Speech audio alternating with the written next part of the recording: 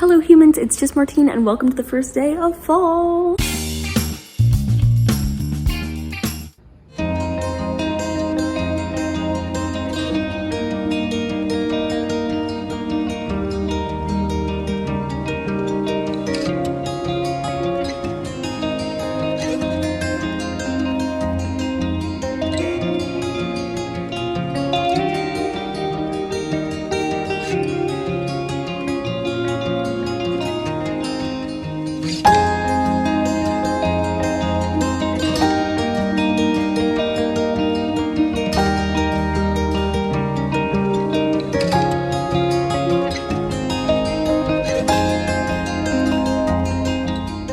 I'm the vocal director for our fall musical, so one of the things that I do in between rehearsals is try to make practice tracks with the instrumentation tracks that I have for the show, and then me playing the vocal part on piano. So I'm gonna work on that for a bit because I have the one for tonight's rehearsal done, but not the one for Friday's rehearsal. So we're gonna work on that. I was actually doing the vocal parts thing during my office hours, so killing two birds with one stone. And I actually got a little more than just the one song done, which is good because that song only had 2 parts. Woo! So I made some progress to start recording things for next week's rehearsals, which is good. Yeah, now I'm going to eat breakfast. It's like 10 a.m. and I have class at 11, so this is usually when I have breakfast. So I have some bread. I'm gonna have bread with peanut butter, which has been my typical breakfast nowadays. It's 10:30 a.m. so I'm getting ready to leave to go to class. My first class this morning is clinical forensic psychology. We're ready for that. I've crossed a couple things off my to-do list, like starting this week's Bogopolis-on vlog, messaging certain people about things for the show, and doing my daily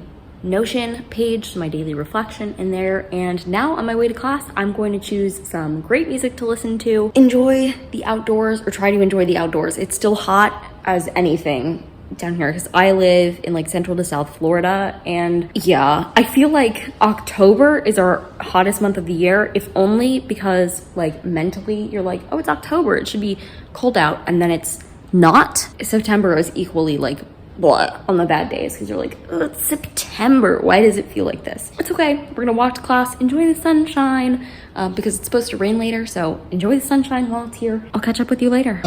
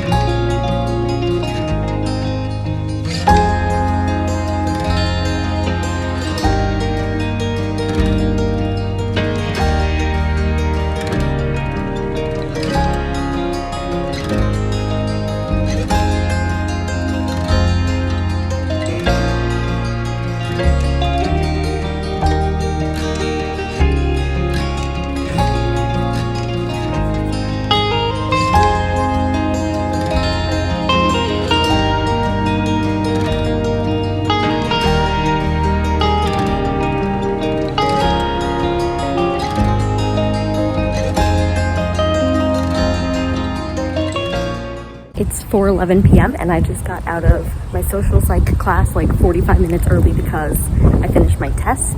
We had a test today. I'm a really fast test taker, but it felt pretty good. I hope it works out.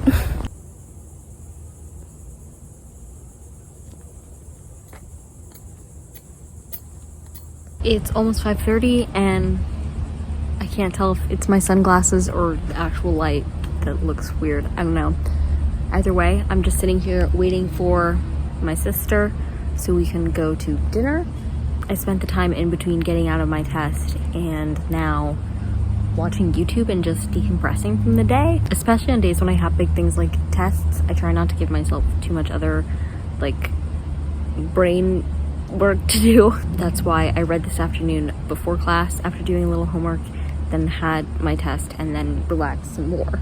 Especially because I'm leading a vocal rehearsal tonight for the musical, and that takes a lot of energy and brain power. So I knew that I needed it going into tonight. So yeah, My sister should be here any second, and we'll get some spaghetti. Woo. Oh, hey there. It's 8:32 p.m. and I just got home like a half hour earlier than I was expecting to get home tonight because my rehearsal ended early. And I have so many things to update you on. One, I went to dinner and that was good. And I got some cookies. I got some cookies to bring home. They are autumn themed, so they fit the theme of this vlog. And then, because the place I went for dinner on campus has a free bookshelf, I brought home 3 new books and I'm gonna walk you through them now. Luckily, in comparison to my last couple like free hauls from my campus, there's only 1 nonfiction book in this one. So I actually got some fiction for once from one of these, which is great. So the first one that I picked up is The Bridges of Madison County. And I don't remember what I've heard about this,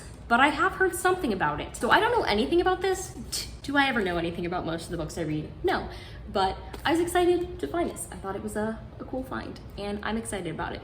And then next I picked up The Silver Star, which I'd never heard of before, but I thought it was pretty, first of all, and then it's set in 1970 and seems to be like a literary fiction about this girl whose mother leaves her and her sister to like fend for themselves and how they do that, I guess. I thought it would be interesting to read, so I picked it up. And then finally, my 1 nonfiction book is Man's Search for Meaning. I've had my eye on like reading this book for a while, and this is just a beautiful like copy of it. So I was like, yeah, I'm gonna pick it up. If you don't know, this is a book about like finding meaning in life by a person who survived Auschwitz during World War II. And this version apparently includes stuff published, new material published in English for the first time. So I'm excited about it, and I love reading about like meaning and adversity and resilience and things like that. So I'm super stoked for this. And again, super excited to add such a pretty book to my collection. So that's my little book haul. And then I went to rehearsal,